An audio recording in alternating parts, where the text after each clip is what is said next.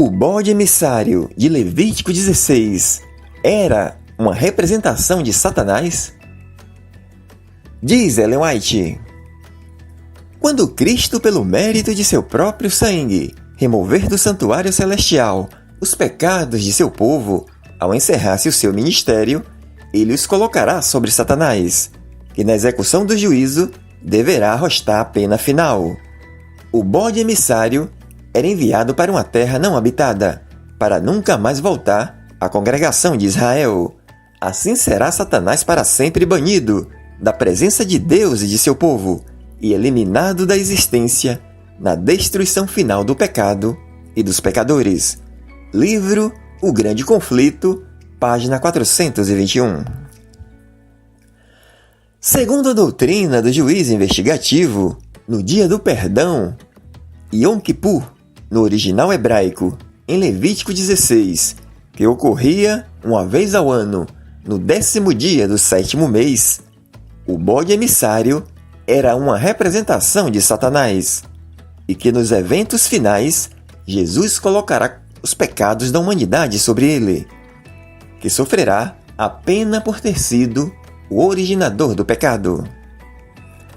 Com relação ao pecado, a Bíblia diz que cada um dará conta de si a Deus, conforme Romanos capítulo 14, versos 12.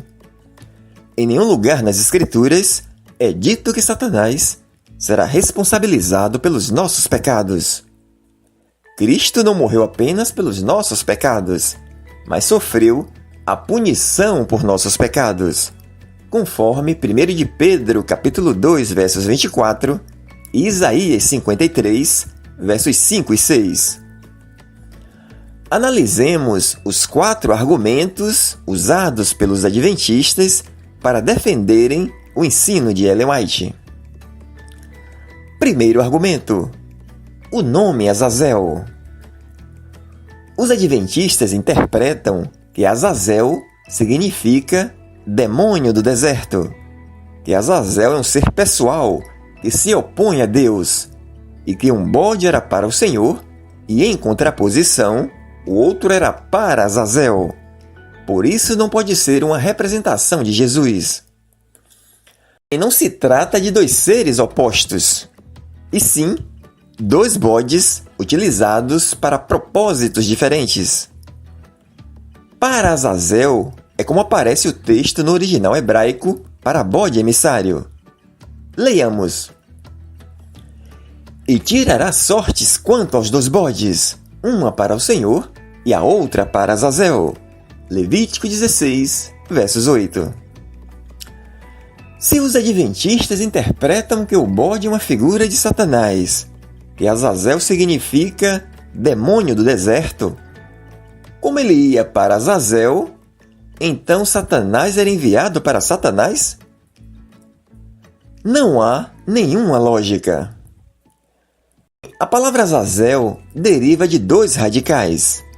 Es, que significa cabra ou bode, e Azal, que significa ir embora ou partir. Traduzindo, Azazel igual bode que vai embora. Essa palavra aparece 4 vezes em toda a Bíblia. Em Levítico 16, no verso 8, 2 vezes no verso 10 e no verso 26. Em todas as ocorrências, ela é prefixada pela preposição para. Fazia-se um sorteio para saber qual bode era para o Senhor, ou seja, para saber qual bode seria oferecido ao Senhor em sacrifício, e para saber qual bode era para Azazel, ou seja, para saber qual bode ia ser enviado. O texto no original diz que o bode era para Azazel, e não que era Azazel. Portanto, Azazel era o lugar para onde o bode era enviado. Segundo argumento: o bode emissário não derramou sangue. Alegam os adventistas que o bode emissário não derramou sangue, e sem derramamento de sangue não há remissão, e que, portanto, não pode representar Jesus. e citam como prova Hebreus 9:22, que diz assim: E quase todas as coisas, segundo a lei, se purificam com sangue, e sem derramamento de sangue não há remissão. Hebreus capítulo 9, versos 22. Nesse argumento, temos que analisar 2 pontos. O primeiro ponto é que no próprio verso diz que quase todas as coisas se purificam com o sangue. Ou seja, pode haver exceções. Na lei do Antigo Testamento, mostra um exemplo que quando uma pessoa que não tinha condições de oferecer um animal para perdão de pecados, era aceita uma oferta de flor de farinha, em que não se derramava sangue. Leiamos. Se a pessoa não tiver condições de oferecer sequer 2 rolinhas ou 2 pombinhos, trará 2 litros de farinha da melhor qualidade, como oferta pelo pecado, uma vez que é uma oferta pelo pecado. Não misturará azeite com a farinha, nem acrescentará incenso.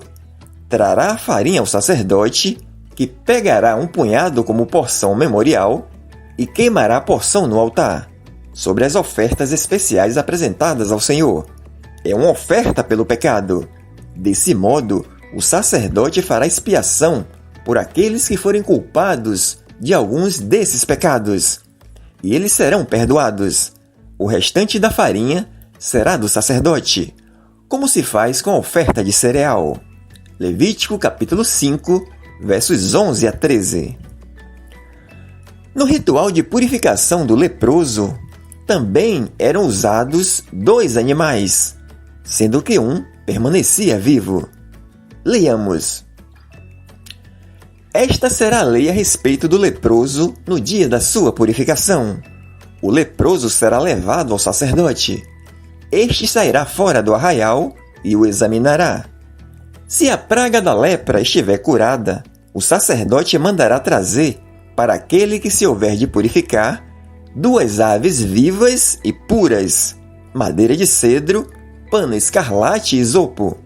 O sacerdote mandará que se mate uma das aves num vaso de barro, sobre águas correntes. Depois o sacerdote pegará a ave que ficou viva, a madeira de cedro, o pano escarlate e o isopo, e os molhará no sangue da ave que foi morta, sobre as águas correntes, e aspergirá 7 vezes sobre aquele que há de purificar-se da lepra. Então o declarará puro e soltará a ave que ficou viva para o campo aberto.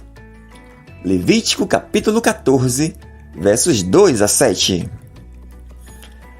Veja que nesse ritual, uma das aves permanecia viva, não derramava sangue, o mesmo que acontecia com o bode emissário no ritual do dia da expiação. E por que o bode não derramou sangue? Porque o sumo sacerdote não poderia matar o bode, usar o sangue do animal no propiciatório e, em seguida, enviar esse mesmo bode, a menos que o bode fosse ressuscitado. Não tinha como sacrificar o bode e enviá-lo ao deserto. Por isso, a necessidade de 2 animais.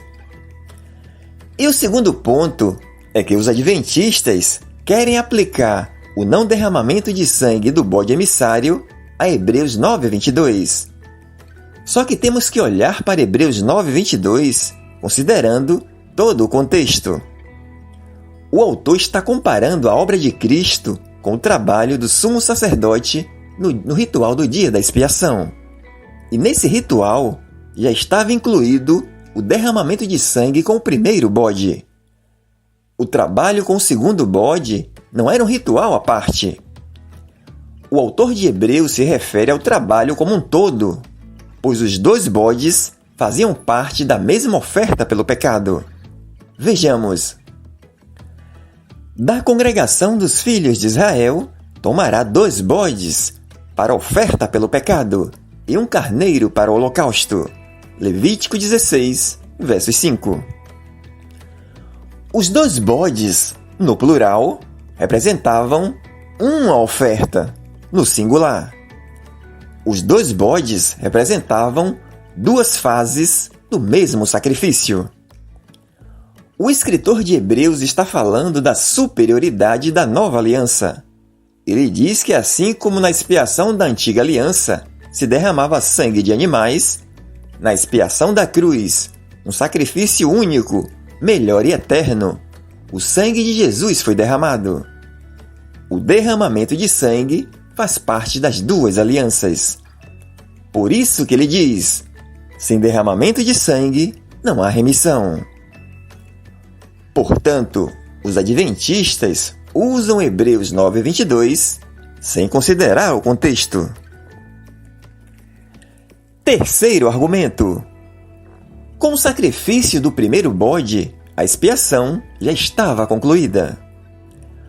Para negar que o bode emissário fazia expiação igualmente como o bode sacrificado, os adventistas dizem que, com o trabalho do primeiro bode, a expiação já estava finalizada. E citam o verso 20 de Levítico 16. Leiamos. Depois de fazer expiação pelo santuário, pela tenda do encontro e pelo altar, Arão fará chegar o bode vivo. Levítico 16, versos 20. Mas será que todo o trabalho do dia da expiação já estava finalizado? Negativo. O ritual incluía a remoção dos pecados para fora do acampamento. O trabalho de expiação era feito em duas etapas.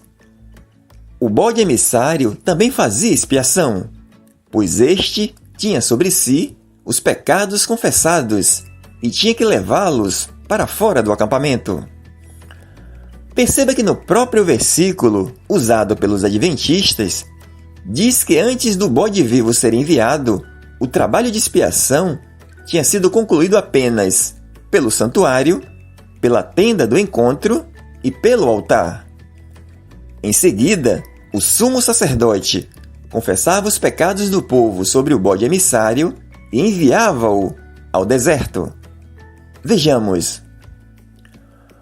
Porá as duas mãos sobre a cabeça do bode vivo, e sobre ele confessará todas as iniquidades dos filhos de Israel, todas as suas transgressões e todos os seus pecados, e os porá sobre a cabeça do bode. Depois enviará o bode ao deserto, pela mão de um homem à disposição para isso. Assim, aquele bode levará sobre si todas as iniquidades deles para a terra solitária. E o homem soltará o bode no deserto. Levítico 16, versos 21 e 22. Aí fazia-se expiação pelos sacerdotes e por todo o povo. Vejamos. Fará expiação pelo santuário, pela tenda do encontro e pelo altar. Também a fará pelos sacerdotes e por todo o povo da congregação. Levítico 16, versos 33. Depois de terminar a remoção dos pecados dos sacerdotes e do povo, é que se completava todo o trabalho do dia da expiação. Portanto, o argumento em dizer que com o trabalho do primeiro bode a expiação já estava concluída é falacioso. E o quarto argumento? O bode emissário deixava a pessoa impura. Os adventistas alegam que o bode emissário não poderia ser uma representação de Jesus porque deixava a pessoa impura, pois aquele que tinha que enviá-lo ao deserto tinha que lavar suas vestes para entrar no acampamento. E citam Levítico 16, versos 26, que diz assim: Aquele que soltar o bode para Azazel lavará as suas roupas e se banhará com água, e depois poderá entrar no acampamento. Levítico 16, versos 26. Os versos seguintes desmontam mais esse argumento. Leiamos. O novilho e o bode apresentados como ofertas pelo pecado, cujo sangue Arão trouxer ao lugar santíssimo para a cerimônia de expiação, serão levados para fora do acampamento. O couro, a carne e os excrementos dos animais serão queimados. Aquele que os queimar lavará suas roupas e se banhará com água antes de voltar ao acampamento. Levítico 16, versos 27 e 28. Veja que aquele que queimava o couro, a carne e os excrementos do bode sacrificado também ficava impuro. Tinha que lavar suas vestes para entrar no acampamento. Ou seja, da mesma forma que aquele que enviava o bode vivo ficava impuro, aquele que queimava os restos mortais do bode morto ficava impuro. Mais um argumento sem fundamento. Portanto, esses 4 argumentos usados pelos adventistas na tentativa de defenderem o ensino de Ellen White de que o bode emissário era uma representação de Satanás, não se sustentam na Palavra de Deus.